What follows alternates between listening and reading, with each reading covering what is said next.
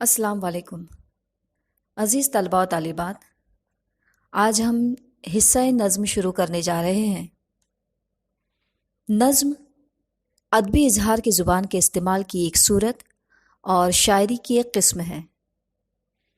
نظم مختلف صورتوں میں ظاہر ہوتی ہے۔ بعض نظمیں اپنے موضوعات سے بھی پہچانی جاتی ہیں، جیسے غزل، قصیدہ، مرثیہ، مثنوی وغیرہ، جن کے بارے میں آپ آگے چل کر پڑھیں گے۔ اس سے پہلے کہ ہم حصہ نظم کا آغاز کریں، آئیے اس کی تعریف پر ایک سرسری نگاہ ڈالیں۔ اشعار کا ایسا مجموعہ جس میں کسی ایک خیال کو تسلسل کے ساتھ بیان کیا جائے اسے نظم کہتے ہیں۔ نظم کے لغوی معنی لڑی میں موتی پرونے کے بھی ہوتے ہیں۔ اب ہم پہلی نظم حمد کا مطالعہ کرتے ہیں، جسے قلمبند کیا ہے جگناتھ آزاد صاحب نے۔ ہم اپنے سروں پر اونچا آسمان اور اس میں چمکتے ہوئے سورج، چاند، ستارے دیکھتے ہیں۔ انہیں کس نے بنایا ہے؟ دن رات بدلتے ہیں، گرمی، سردی اور بارش کے موسم آتے جاتے ہیں۔ زمانے کے ان موسموں کو کون بدلتا ہے؟ پھولوں کی مہک اور پھلوں کی مٹھاس کا ہم مزہ لیتے ہیں۔ پھولوں میں مہک اور پھلوں میں شیرینی کون پیدا کرتا ہے؟ پھولوں پر منڈلاتی تتلیاں ہمیں بھلی معلوم ہوتی ہیں۔ ان کے پروں میں رنگ کون بھرتا ہے؟ زمین پر بڑے بڑے پہاڑ کس نے بنائے ہیں؟ دریاؤں میں آب رواں، آسمان سے برستی بارش اور سمندروں میں ہزاروں میل پھیلا ہوا پانی کس نے بنایا؟ یہ سارے کام انسان کے بس کی بات نہیں۔ اللہ تعالیٰ نے اپنی قدرت سے ان کو پیدا کیا ہے، اس لیے ہم اس کی تعریف کرتے ہیں۔ اللہ تعالیٰ کی یہی تعریف حمد کہلاتی ہے۔ ان چیزوں کو دیکھ کر اللہ کی ذات پر یقین پختہ ہو جاتا ہے۔ کائنات میں پھیلی ہوئی بے شمار اشیاء کو دیکھ کر آدمی حیران ہوتا ہے، اور اسی حیرانی میں بے ساختہ اس کی زبان پر اللہ کی تعریف کرنے لگتی ہے۔ ذیل کی حمد میں شاعر حیرانی کے ساتھ قدرت کی نشانیوں میں خدا کے جلووں کو دیکھ رہا ہے۔ اب آئیے اس حمد کے شاعر جگناتھ آزاد صاحب کی شخصیت کے چند پہلوؤں پر نظر ثانی کریں۔ جگناتھ آزاد دسمبر سن 1918 میں غیر منقسم پنجاب کے شہر عیساخیل میں پیدا ہوئے۔ ان کے والد تلوک چند محروم اردو کے مشہور شاعر تھے۔ جگناتھ آزاد نے فارسی ادب میں ایم اے کرنے کے بعد صحافی کی حیثیت سے اپنی خدمات کا آغاز کیا۔ تقسیم ہند کے بعد وہ ہندوستان چلے آئے اور ماہنامہ آج کل کے نائب مدیر مقرر ہوئے۔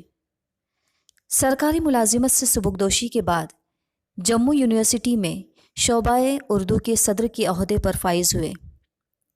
ان کے تقریباً 15 شعری مجموعے شائع ہو چکے ہیں، جن میں بے قرار، وطن میں اجنبی اور ستاروں سے آگے مشہور ہیں۔ علامہ اقبال کی حیات و خدمات پر تحقیقی اور تنقیدی کاموں کی وجہ سے آزاد کو اقبالیات کے ماہرین میں شمار کیا جاتا ہے۔ اقبال اور مغربی فلسفہ ان کی اہم کتاب ہے۔ 24 جولائی سن 2004 کو جموں میں ان کا انتقال ہوا۔ نظم دیکھیے۔ رنگو بو تک تجھے دیکھوں کہ خزاں تک دیکھوں، میں تیرا حسن جو دیکھوں تو کہاں تک دیکھوں، اپنے ماحول میں دیکھوں کہ ستاروں سے ادھر تو ہی تو مجھ کو نظر آئے جہاں تک دیکھوں، موج دریا کی قسم، باد بہاراں کی قسم، تیری رفتار کو اب اور کہاں تک دیکھوں، آج تک تجھ کو جو دیکھا تو یقین تک دیکھا، اب تمنا ہے کہ میں تجھ کو گماں تک دیکھوں، صبح کا نور، شفق شام کی، ظلمت شب کی، میں تیرے حسن کے سورنگ کہاں تک دیکھوں، دل کی دنیا میں تو میں تجھ کو بہت ڈھونڈ چکا، اب تیرا حکم جہاں تک ہو وہاں تک دیکھوں۔ کیوں نہ قربان تصور ہوں میں آزاد کے آج، کیوں نہ قربان تصور ہوں میں آزاد کے آج، نور ہی نور نظر آئے جہاں تک دیکھوں۔ اس نظم کا خلاصہ دیکھیے۔ نظم میں شاعر نے خدا کی تعریف کرتے ہوئے کائنات میں بکھری ہوئی اس کی نشانیوں پر حیرت کا اظہار کیا ہے۔ خدا کی قدرت صرف رنگوں اور نکاتوں کے موسم بہار ہی میں نمایاں نہیں، بلکہ خزاں میں بھی خدا کی کاریگری جلوہ گر ہے۔ شاعر کہتا ہے کہ خدا کا حسن اس کے آس پاس کے ماحول میں بھی ہے اور ستاروں سے آگے بھی ہے۔ شاعر کو ہر جگہ خدا کی قدرت اور حسن کا جلوہ نظر آتا ہے۔ شاعر کہتا ہے کہ اے خدا، میں تجھے کہاں کہاں دیکھوں، دریاؤں کی موجیں، بہار کے موسم کی فرحت بخش ہوائیں، صبح کی روشنی، رات کا اندھیرا، شام میں نظر آنے والے شفق کے دلکش نظارے، گویا تیرا حسن ہر رنگ میں بکھرا ہوا ہے۔ شاعر نے خدا کو اپنے یقین کے مطابق دیکھا ہے اور وہ چاہتا ہے اب اسے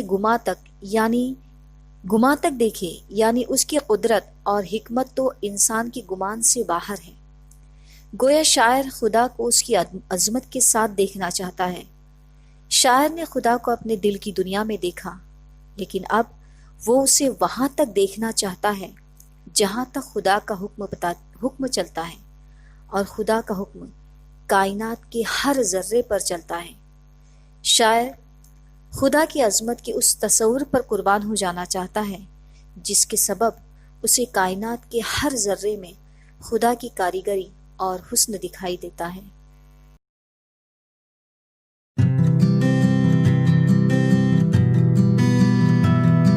ProudMusicLibrary.com